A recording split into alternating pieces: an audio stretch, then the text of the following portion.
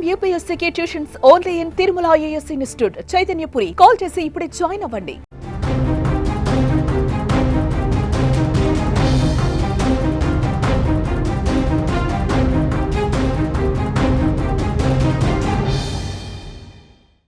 ఆంధ్రప్రదేశ్లో మరోసారి bird flu కలకలం రేకింది. పల్నాడు జిల్లా నర్సరావుపేటలో 2 ఏళ్ల చిన్నారి బర్డ్ ఫ్లూ సోకి చనిపోయింది. మార్చి 4న ఆమెను మంగళగిరిలోని ఎయిమ్స్ ఆసుపత్రికి తీసుకువెళ్లారు.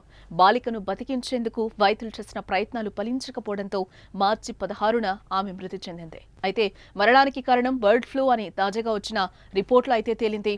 ఆమెకు H5N1 బర్డ్ ఫ్లూ వైరస్ సోకినట్లుగా వైద్యులు తెలిపారు. కోడిని కోస్తున్నప్పుడు బాలిక చిన్న చికెన్ ముక్కను తినడం ద్వారా బర్డ్ ఫ్లూ సోకిందని వైద్యులు అనుమానిస్తున్నారు. అలాగే ఆ చిన్నారికి రోగ నిరోధక శక్తి కూడా తక్కువగా ఉందని చెప్పారు. ఈ కారణాల వల్ల బర్డ్ ఫ్లూ సోకి కోలుకోలేకపోయిందని తెలిపారు. అయితే కుటుంబ సభ్యులు మాత్రం ఆ వాదనను ఖండిస్తున్నారు. చిన్నారి చికెన్ తినలేదని, 2 నెలలుగా మా కుటుంబాలు ఎవరూ తినలేదని కూడా చెప్పారు. పాపకి జ్వరం వచ్చిందండి. ఇంట్లో జ్వరం వచ్చిందని చెప్తే నర్సరావుపేట లైఫ్ లైన్ హాస్పిటల్లో జాయిన్ చేశాము. ఫస్ట్ రోజు బాగానే ఉంది. సెకండ్ డే కొంచెం బాగాలేదన్నారు.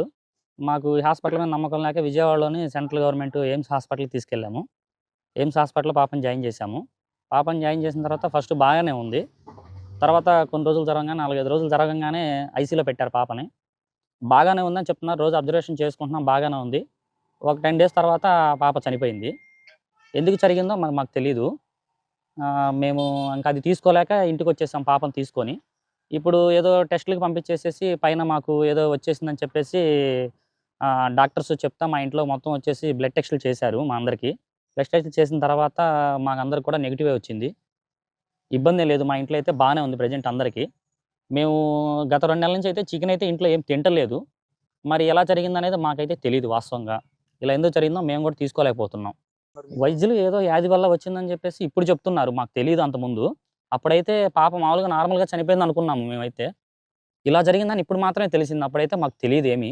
ఆ చిన్నారి మృతిపై భారత వైద్య పరిశోధనా మండలి కూడా స్పందించింది. బర్డ్ ఫ్లూ వల్లే మృతి చెందిందని నిర్ధారించింది. చిన్నారి మరణంతో ఏపీ సర్కార్ అప్రమత్తమైంది. ఆమె ఇంటి పరిసరాల్లో ఆరోగ్య శాఖ సర్వే చేపట్టింది. అయితే అనుమానిత లక్షణాలున్న వారెవరూ లేరని సర్వేలో తేలింది. రాష్ట్రంలో తొలి మరణంతో అన్ని జిల్లాల్లోని వైద్య ఆరోగ్య శాఖ అధికారులను ప్రభుత్వం అప్రమత్తం చేసింది.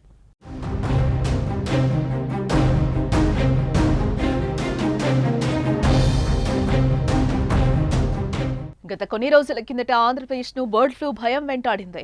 వేలాది సంఖ్యలో కోళ్లు చనిపోయాయి. తూర్పుగోదావరి జిల్లా కానూరు, పశ్చిమ గోదావరి జిల్లాలో బర్డ్ ఫ్లూ వైరస్ కేసులు ఎక్కువగా నమోదయ్యాయి. బర్డ్ ఫ్లూ వైరస్ కేసులు నమోదైన ప్రాంతాల్లో ప్రభుత్వ అధికారులు చికెన్ దుకాణాలను మూసివేయించారు. ఈ ప్రాంతం నుంచి కోళ్ల ఉత్పత్తుల రాకపోకలను పూర్తిగా నిషేధించారు. దీంతో రాష్ట్ర వ్యాప్తంగా ప్రజలు చికెన్ తినాలంటే హడలిపోయారు.